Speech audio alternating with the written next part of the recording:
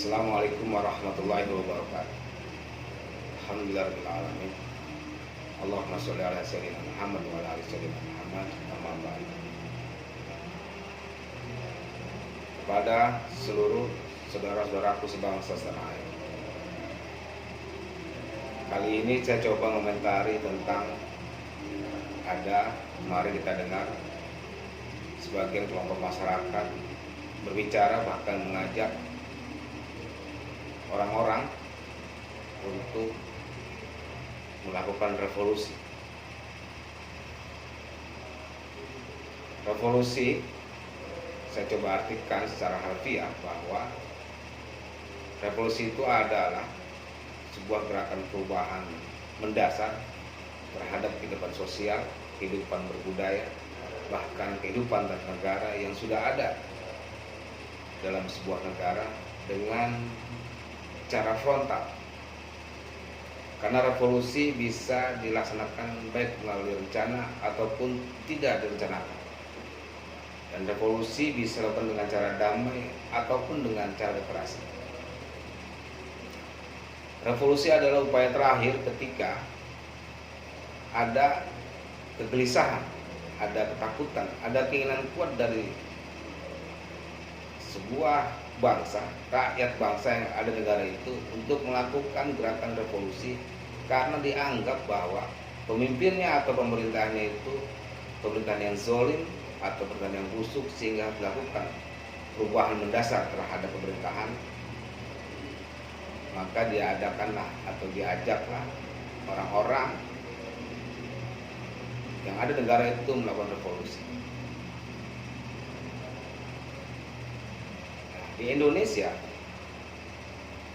revolusi itu menjadi sangat beragam ketika mungkin kita dengar ada revolusi industri atau revolusi apa gitu. Nah, Pak Jokowi ketika pertama kali jadi presiden, maka dia akan mengadakan atau mewujudkan tentang kalimat revolusi mental.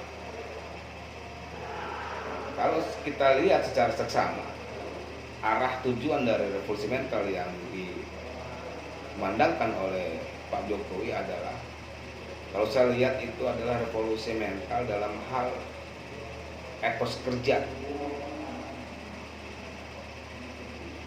Dari semua tim kepresidenan atau dari semua stakeholder pemerintahan yang bekerja, yang bertugas terhadap perubahan terhadap negeri ini. Nah, arahnya ke situ, bagaimana Pak Jokowi itu ketika para bawahannya atau orang-orang yang duduk itu memiliki mental kerja, etos kerja yang memang dia harapkan. Makanya kabinet Pak Jokowi dinamakan kabinet kerja. Maka diarahkannya adalah bagaimana revolusi mental itu diarahkan kepada tanggung jawab dan etos kerja para timnya atau bawahan yang untuk bekerja bersama-sama untuk mengabdi dan bisa bermanfaat bagi rakyat Indonesia. Nah, kemarin beberapa hari ini kita dengar di sebuah acara demo buruh itu ada sebagian kelompok masyarakat untuk mengajak revolusi. Karena itu dibicarakan di publik, tidak ada kalimat revolusi apa gitu, nggak ada, maka banyak orang mengartikan bahwa kelompok ini akan melakukan revolusi secara mendasar atau bisa mendekati dengan gerakan-gerakan makar terhadap pemerintah. Kalau memang itu diwujudkan sama kelompok itu, maka sungguhnya yaitu sudah melakukan makar terhadap negara. Nah, ketika negara diganggu pemerintahannya, maka negara mempunyai hak dan kewajiban untuk membereskan orang-orang yang melakukan gerakan makar tersebut dengan kalimat revolusi. Bisa juga dengan sanksi hukum atau dengan cara pembinaan terhadap mereka. Nah, ketika banyak orang mengartikan revolusi dari kalimat mereka ketika mereka demo, sehingga ada orang yang berada dalam kelompok masyarakat tersebut mengatakan bahwa sungguhnya kami mengajak itu adalah revolusi akhlak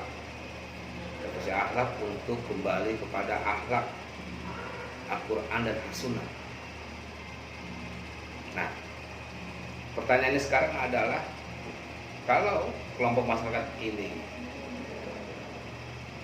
mengajak revolusi akhlak, dimulai dari mana ini revolusi tersebut? Kepada siapa arah? Kelompok mana? Atau masyarakat mana? Atau rakyat Indonesia?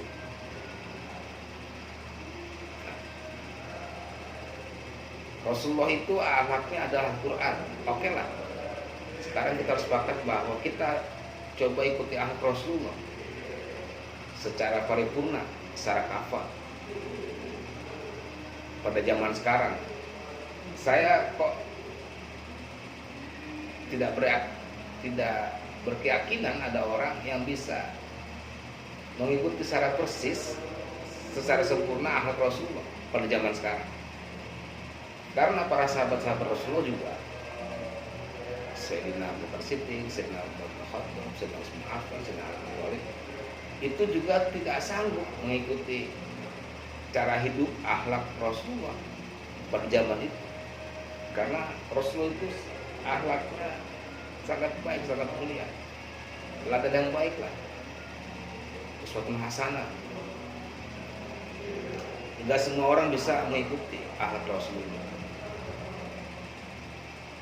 Dan Rasulullah itu dalam sejarahnya, beliau tidak pernah mencaci maki orang, tidak pernah membentak istrinya atau keluarganya, dan tidak memusuhi para kafir Quraisy selama orang kafir itu tidak memerangi orang Islam.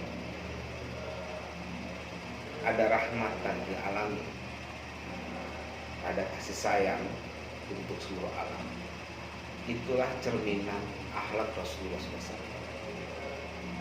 Kalau ada sebagian kelompok masyarakat mengajak kita untuk revolusi akhlak,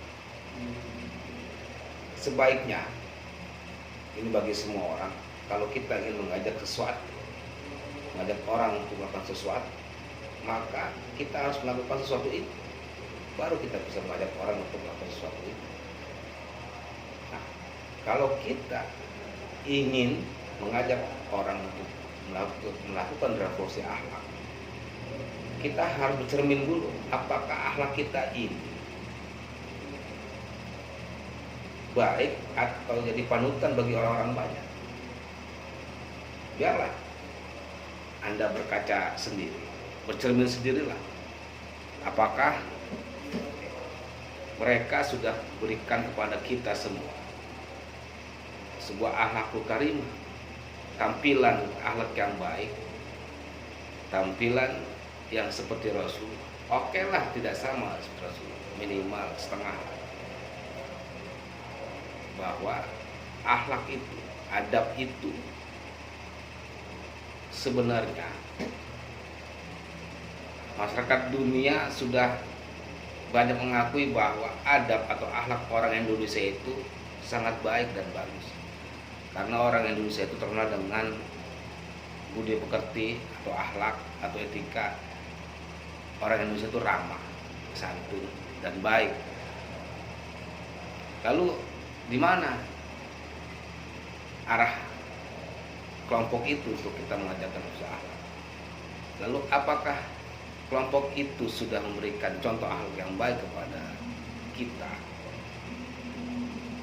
Kalau memang itu baik, saya kira mudah rakyat Indonesia untuk melakukan atau mengikuti ajakan mereka terhadap revolusi akhlak. Kalau memang teman-teman kita itu sudah membuktikan kepada kita bahwa akhlak mereka memang akhlak yang baik, akhlak yang baik.